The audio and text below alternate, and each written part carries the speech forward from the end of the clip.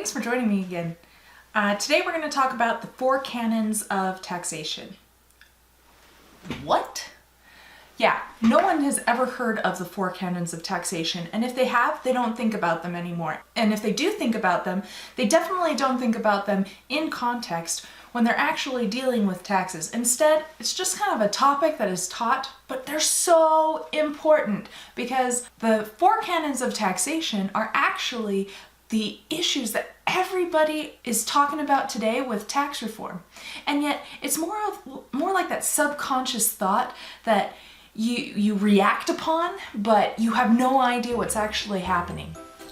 So today, let's talk about the 4 canons of taxation.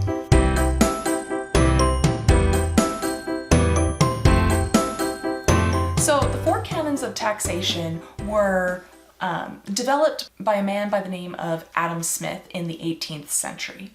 So these 4 canons of taxation are equality, convenience, certainty, and economy. So equality, what we're trying to do with equality is we want to make sure that any tax that is levied upon the citizens should be based on equality. So the sacrifice of all citizens must be equal. Convenience is that we want to have a good tax policy that must be convenient for the taxpayer. So if I'm paying, I better be able to pay relatively easily. Number 3 is certainty. We want to know that tax is predictable as to when, where, and how the tax will be levied. And 4th, economy. There should be a nominal collection cost by the government, and there should be a minimal compliance cost on the part of the taxpayer. So how do we use these canons of taxation today? Well, we look at the system that we've got, and we got to see if these 4 canons are actually being applied to our tax system. So let's first start off with equality. Equality is really only present if you believe and accept that you have a responsibility to pay and that you have that ability to pay. So in our system, this is where issues of we should have a different type of tax system. I want a flat tax where everybody has to pay 17%, or we should have a sales tax so that everybody who purchases a product then has the same tax liability imposed upon them. Or you've got the other side of the camp, or the camp that we have right now, where you have an income tax for federal purposes of graduated tax rates. So if you don't make as much money, you don't have to pay as much because all of your living expenses are a greater percentage of what you have to pay out of pocket. So for example, if you make $10,000 for the year, rent is so much more expensive to you. Buying food is so much more expensive. Whereas if you make $1 million, that same rent would not hurt as much because it's not as great a percentage of your income. Now that's assuming everything is equal, but that's the point, is that we want to make sure that what you pay out of pocket is an equal percentage, or it feels like it's equal depending on different demographics. So the next is convenience. Is it convenient to pay? Well, this is why we have a withholding system and we have quarterly estimates, so that as you go, you have a simplified way of paying it. Now, if you're in payroll, it doesn't feel very simplified, but for most taxpayers, you are an employee or you're self-employed and you pay a certain percentage out of your paycheck and it goes to the government, as opposed to at the very end of the year having to pay a giant lump sum. It hurts a lot more, and therefore we have this withholding system to make sure that compliance is high. Then the biggest issue with our tax system today is certainty. This is the major canon as to why our country is crying out for reform, because there's a mass of administrative and judicial guidelines trying to interpret the tax law that is constantly being changed by Congress.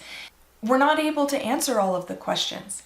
you don't necessarily know whether or not a tax law is going to be changed or not, because we've got a whole bunch of different changes happening all the time, including sunset provisions where, for example, the Bush tax cuts. During President George Bush's tenure, he enacted all of these different tax cuts to help stimulate the economy and to help taxpayers. These things included reduced estate taxes paid upon death, reduced tax rates on dividends and capital gains, and other types of tax cuts.